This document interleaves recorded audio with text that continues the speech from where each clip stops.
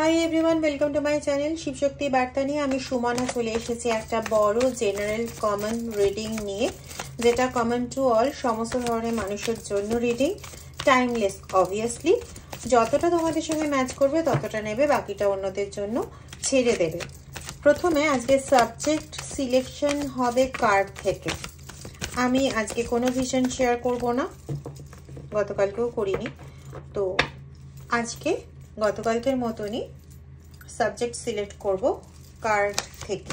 ওকে, চলো সবাই পজিটিভ থাকো এবং সঠিক বার্তাটা যাতে মহাদেবের কাছ থেকে আমরা জানতে পারি সেজন্য প্লিজ প্রে করো তোমাদের নিজস্ব ঈশ্বরকে, তোমাদের যে যা ইষ্ট তার কাছে প্রে করো যাতে তোমাদের কাছে সঠিক রিডিংটা পৌঁছয়। ओम नमः शिवाय, ओम नमः शिवाय, ओम नमः शिवाय। ओम त्र्यंबकं यजामहे सुगंधिं पुष्टिवर्धनम् उर्वारुकमिव बन्धनान् मृत्युर्मोक्षी यमामृतात्। ओम नमः शिवाय। अच्छा, 9 ऑफ सोर्ड्स এর কার্ড এসছে, 6 অফ সোর্ডস এর কার্ড এসছে। কোনো একজন ব্যক্তি যে এখন পরিস্থিতি থেকে পালাতে চাইছে এবং পরিস্থিতির ভয়াবহতা থেকে পালাতে চাইছে, এটা বলা ভালো। মানে পরিস্থিতিটা তার ক্ষেত্রে এখন অত্যন্ত দুঃসময়ের যে পরিস্থিতি হয়, ব্যাড টাইমস যেটাকে আমরা বলি, খারাপ সময় চলছে, তার জন্য পরিস্থিতিটা এতটাই খারাপ হয়ে উঠেছে যে সে এতটাই ভয় পেয়ে গেছে যে সে পালাতে চাইছে। এবং সোর্সের এনার্জি মানে তার মাথায় প্রচন্ডভাবে একটা চিন্তা চলছে যে কত তাড়াতাড়ি আমি এই পরিস্থিতি থেকে বিদায় নিতে পারবো। তার মানে এমন কিছু ঘটেছে, এমন কিছু করেছে বা তার সাথে এমন কিছু করা হয়েছে যে সে পরিস্থিতি থেকে পালাতে চাইছে। কারণটা কি? পরিস্থিতি থেকে পালাতে কেন চাইছে?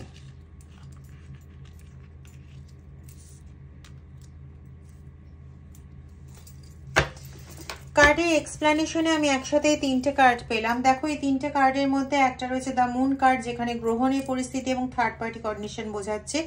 একটাতে হচ্ছে পুরো সর্বশান্ত করে দেওয়া হয়েছে, রিলেশনশিপের মধ্যেও বিচ্ছেদ, এবং পেন্টাকলসের কার্ড রয়েছে যেটা ডাউন অ্যারো রয়েছে, আর একটা স্ট্রেংথের কার্ড রয়েছে। তার মানে এই ব্যক্তি কোনো কিছু নেগেটিভ করার চেষ্টা করেছিল, ব্যক্তি বা কোনো পরিবার, কারণ এখানে সব পরিবারে পালিয়ে যাচ্ছে। তো কোনো ব্যক্তি নয়, এখানে ব্যক্তি আমি বলবো না, এখানে পরিবার, পুরো পরিবারটাই পালিয়ে যাওয়ার চেষ্টা করছে। হয়তো হতে পারে তোমাদের ফ্যামিলির কোনো মানে হয় না, ফ্যামিলির মধ্যে থাকে না যা ননদ বা মানে অন্য কোনো ভাইয়ের পরিবার, এরকম পরিবার তোমাদের সঙ্গে প্রচন্ডভাবে বিট্রে করেছিল। তোমাদের দুজনের মাঝখানে একটা থার্ড পার্টি হয়ে দাঁড়িয়েছিল বা ইনফ্যাক্ট এখনো পর্যন্ত দাঁড়িয়ে আছে, এবং সেটাও ঢুকেছিল তোমাদের বন্ধুর বেশে, তোমাদের শক্তি হয়ে, তোমাদের ভরসা হয়ে। ঠিক আছে, তুমি স্পেসিফিক্যালি এতে যে দেখছো তার কথা বলছি, সে স্পেসিফিক্যালি এতে ভীষণভাবে ক্ষতিগ্রস্ত হয়েছে। এখানে আমি যে দেখছো তার ভাই বা বোনের এনার্জি পাচ্ছি, সে হয়তো এরকমভাবে ক্ষতিগ্রস্ত হয়েছে। মানে হতে পারে, আমি বলতে চাইছি দুটো জিনিস হতে পারে। একটা হচ্ছে তুমি স্বয়ং ক্ষতিগ্রস্ত হয়েছো, বা তোমার কোনো ভাই বা তোমার কোনো বোন বিবাহের পর এইভাবে ক্ষতিগ্রস্ত হয়েছে। রিডিংটা হয় তোমার ভাই বা বোনের জন্য, না হলে তোমার জন্য। যদি রিডিংটা তোমার ভাই বা বোনের জন্য হয় তাহলে সেক্ষেত্রে তুমি 2-5 বা 2 বা 5 এর কম্বিনেশন দেখছো। তোমার ক্ষেত্রে রিডিং হলে এরকম কোনো রকম কম্বিনেশন তুমি দেখছো না।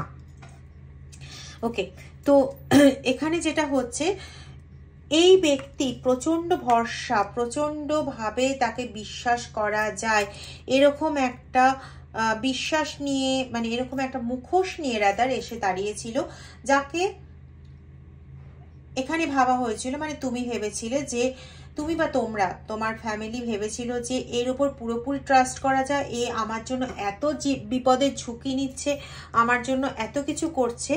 তো সেই ভেবে তাকে সাদরে আমন্ত্রণ জানিয়েছিলে, বলা যেতে পারে একদম একটা কাকড়া বিছেকে নিজেদের জীবনে আমন্ত্রণ জানিয়েছিলে যে আয় দংশন কর। তো সেই ব্যাপারটাই এখানে হয়েছে।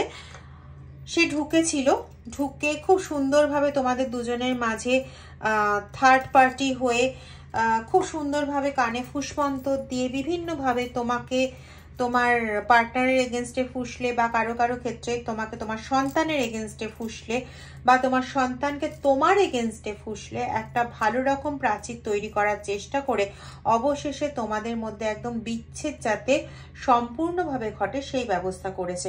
এক্ষেত্রে তোমাদের মানে যদি এইরকম সেপারেশন হয়ে যাওয়ার মতো কন্ডিশন হয়ে গিয়ে থাকে, তাহলে সেক্ষেত্রে অবশ্যই তুমি যথেষ্টভাবে শারীরিক দিক থেকে ডাউন এবং অর্থনৈতিক দিক থেকেও অনেকটাই ডাউন। তো এটা গেল বিষয়বস্তু এবং সেইগত ইম্প্যাক্ট। এবার অন্য একটা দিক থেকে দেখব যে অ্যাকচুয়ালি কি কি ব্লকেজ ঘটানো আছে বা কি কি করা আছে।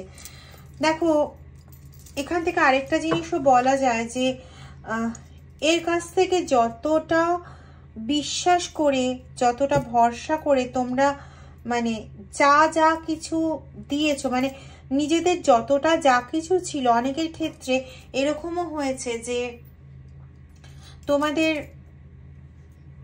এই যারা শুভাকাঙ্ক্ষী হয়ে এসেছিল, যারা তোমাদের জন্য অনেক সাহস দেখিয়েছিল, অনেক বীরত্ব দেখিয়েছিল, তারা একটা সময় দেখায়, ইয়েস কথাটা প্লিজ নোট করো, দেখায় যে আমার অত্যন্তভাবে সমস্যার মধ্যে পড়ে গেছি, আমি অত্যন্ত ঝামেলায় আছি, এবং তোমরা তখন তোমাদের পক্ষে যতটা সম্ভব হয়েছে, যতটা তোমরা করতে পারো, পারলে পরে তার থেকে অনেক বেশি করে তোমরা তখন অর্থনৈতিক দিক থেকে হোক কি মানে ওদের মেন্টাল সাপোর্ট দিয়ে হোক, যেভাবে হোক তোমরা তখন তাদের সাহায্য করেছো।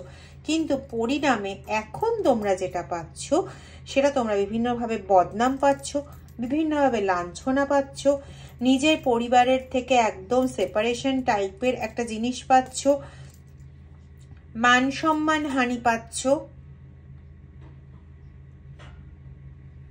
মানসিকভাবে তো অবসাদগ্রস্ত অবশ্যই, এটা তো আলাদা করে বলার আর কিছু নেই। এত কিছু যদি হয় তারপরে যদি বলি তোমরা মানসিকভাবে অবসাদগ্রস্ত হয়ে পড়ছো, তাহলে যারা রিডিং শুনছো তারা বলবে দিদি আপনি কি পাগল, এত কিছু হলে কি কেউ আনন্দে থাকতে পারে? অবশ্যই সেটা বলবো না, চলো দেখে নি।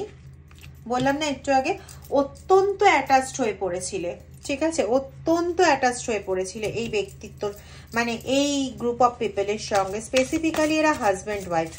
এইটুকুনি এনার্জি আমি পাচ্ছি। তোমাদের যে এত বড় কাজটা করার চেষ্টা করছে এরা স্পেসিফিক্যালি হাজব্যান্ড ওয়াইফ, এবং এরা তো কোনোভাবেই তোমাদের সঙ্গে কম্প্যাটেবল ছিল না, কিন্তু তোমরা তাও মানিয়ে গুছিয়ে নিয়ে এবং একটা সময় এত উপকার করেছে সেই কৃতজ্ঞতার বশে একদম প্রচণ্ডভাবে তাদের প্রতি মানে কৃতজ্ঞতা একদম ভরপুর হয়ে গিয়ে নিজের থেকে ইনিশিয়েটিভ নিয়ে তাদের দিকে মানে নিজের ঘাটটাকে বাড়িয়ে দিয়েছে যে আসো আমার গর্দান নিয়ে যাও, এরকম একটা পরিস্থিতি। ঠিক আছে, আমি এই তিনটে কার্ড সরিয়ে রাখছি বিকজ মেন ফোকাস জায়গা হচ্ছে এটা।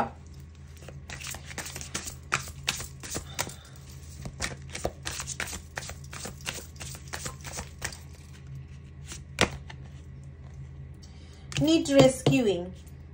তোমাদের এখন যেটা প্রয়োজন আছে সেটা হচ্ছে নিজেদেরকে সেভ করার প্রয়োজন আছে, ঠিক আছে, নিজেদেরকে বাঁচানোর প্রয়োজন আছে, নিজেদের রিলেশনশিপকে বাঁচানোর প্রয়োজন আছে। কবে হবে কি হবে এই ওয়েট করার কিন্তু আর সময় নেই। ডেফিনেটলি এখানেও তোমরা লেখাটা পড়তে পারছো আশা করি, যে তোমাদের ওয়েট করা, যে অপেক্ষা করি কবে সবকিছু ঠিক হয়ে যাবে, এই অপেক্ষা করা কিন্তু আর সময় নেই। বিকজ কেন সময় নেই? বিকজ এটা ফুললি না ক্রিয়েটেড, ঠিক আছে। তো তোমরা কোনো কিছুই ভালো কিছু ঘটছে না জীবনে, যেগুলোই ঘটছে যথেষ্টই খারাপ ঘটছে, পুরোপুরি মানে তোমাদের জীবন থেকে রিলেশনশিপটাকে পুরো শুষে নেওয়া হয়েছে, এরকমই এনার্জি এখানে পাচ্ছি। তো যেটা হয়ে গেছে যে তোমরা এখন না আর কাউকে বিশ্বাস করতে পারছো না, ভরসা করতে পারছো না। তো সেখানে দাঁড়িয়ে যেটা রেমেডি স্বরূপই বলতে পারো, যেটা আসছে যে জাজমেন্ট আসছে, মিনস এখানে তোমরা অবশ্যই জাজমেন্ট পেতে চলেছো ঈশ্বরের তরফ থেকে, তোমরা জাস্টিস পেতে চলেছো, যেটাকে আমরা বলি সেই জাস্টিসই তোমরা পেতে চলেছো এবং পাবেও অবশ্যই। কিন্তু কথাটা হচ্ছে যে কিভাবে জাস্টিস পাবে, এবার একটু সেই এনার্জিটা দেখবো যে তোমরা জাস্টিস কিভাবে পাবে বা কিভাবে তোমরা জাস্টিস পেতে চলেছো।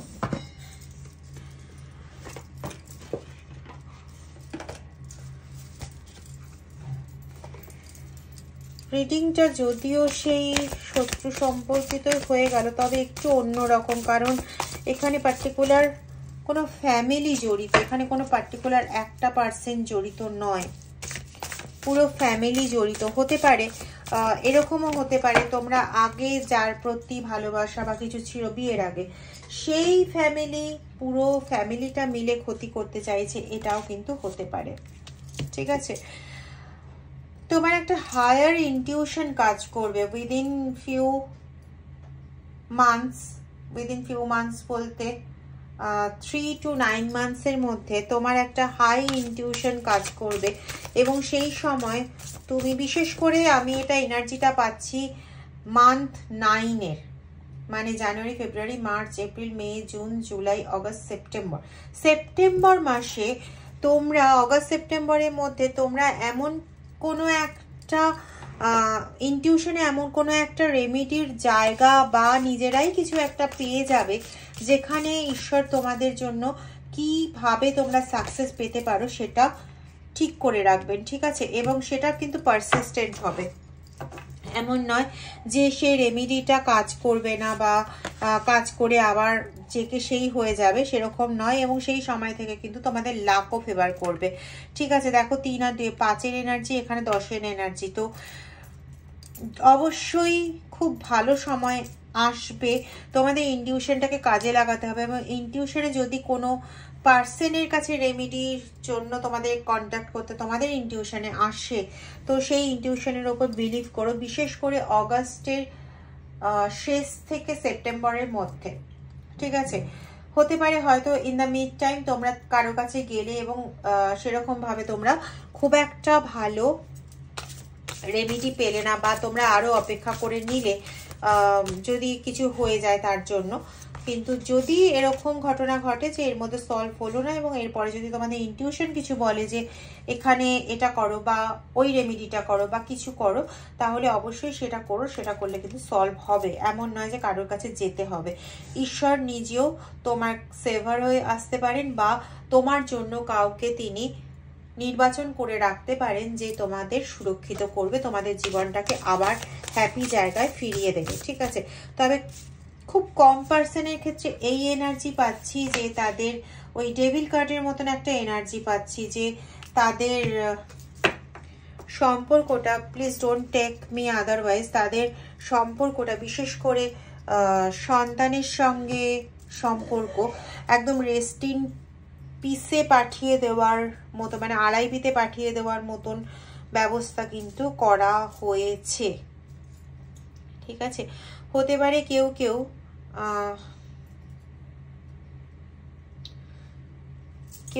একদম মাটি খুঁড়ে কফিনে, মানে লাস্ট পেরেকটা পোতার মতন অপেক্ষায় আছে।